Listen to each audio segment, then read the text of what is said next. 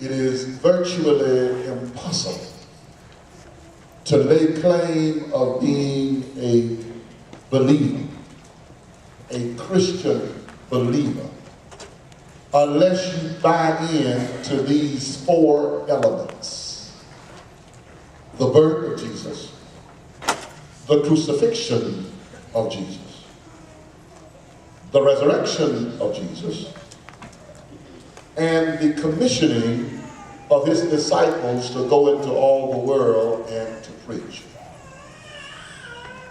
Two of these, the crucifixion and the resurrection, are so connected that it's impossible to talk about one without giving equal time to the other. The Roman crucifixion was known for its brutality. The implementation was of such that those people who had been convicted of a heinous crime ended up being crucified. It means they ended up being placed on a cross, arms stretched wide, crucifixion. They were nailed and then placed upright at the highest point in the city, the Roman crucifixion. Now, you need to know today that death on the crucifixion did not come from the nails that were placed in the hands or in the feet. Let me say that again. If you died on the cross, you didn't die from the nails. You were placed on the cross and ropes were tied around your hands and your feet or your ankles. And the nails were placed in you. But what caused death was gravity. The draw of gravity would pull your body from away from the cross. There's one over there. Arms tied with ropes, ankles tied with ropes, nails placed in the hands and just above the ankles, and as gravity tugged at the weight of your body, your bones, your rib cage, would begin to operate against that and cause asphyxiation. So the person who died as a result of crucifixion did not die from nails. They died from the loss of their breath.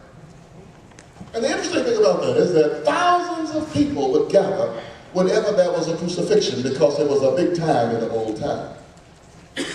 There was somebody who had committed that crime. There seemed to have been a joy at just seeing them hang there, suffering, gasping their last breath. It was never a fast death. The gas chamber, a few minutes, you're out of here. The electric chair, a few seconds, you're out of here. But in crucifixion, you hang there.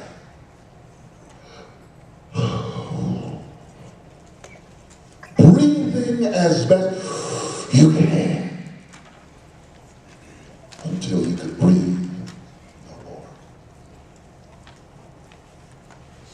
That's the bad part. The good part is that each year, anyone who had been sentenced to death by crucifixion might be in a crowd of people who might be elected to go free. Well, the magistrate released at least one person a year, freeing them from the crucifixion.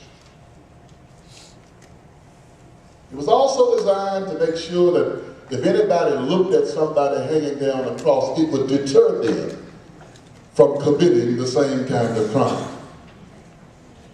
And special soldiers were selected to come and to administer the crucifixion. They were hard-nosed people. They were those who cared less about life. They were those who did not mind looking at death and the smell of death. They were those who could care less about whether anybody would see life afresh. They were special troops for special purposes, doing a special thing. I submit to you today that there were both some human and divine dynamics taking place at the same time as the crucifixion, and particularly the crucifixion of Jesus. For there were fears, there were doubts and beliefs, which at some point were going to have to be reconciled. Remember, before the death of Jesus, there were multitudes of people who flocked around him.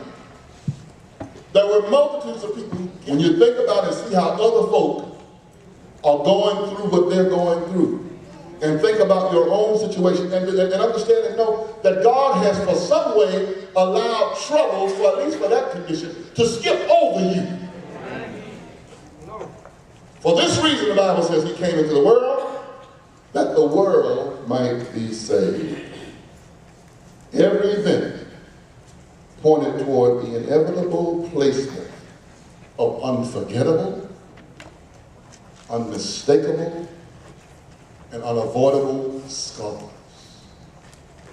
The scars that Jesus had in his hand, the scars that he had on his feet, the scars and the bruises he had on his back, the gaping hole that was in his side, all of those things, none of those things can I forget. Get ready to have communion. One of the things that's on that table says, this do in remembrance of me. Listen, you got to be very careful. There are some things that you cannot allow yourself to forget. You cannot allow yourself to forget the scars that were born for you. You cannot allow anybody to cause you to think that what took place on Calvary and on Golgotha's heel was a mistake. There was a purpose behind it. Neither should you have anybody thinking that Jesus could have avoided those scars. I can never forget the price that he paid for my life on Calvary.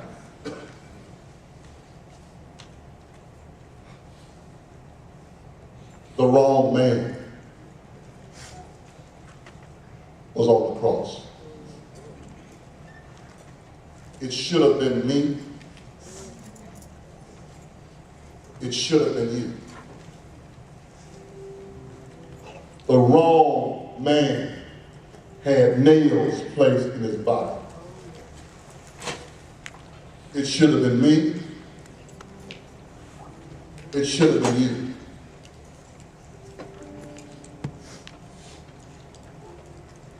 Every time I think about the fact that he did it all for me, I'm not worthy. You're not worthy. But despite the fact of what you did last night or last week, more than 2,000 years ago, Jesus was scarred to allow you to get away with it.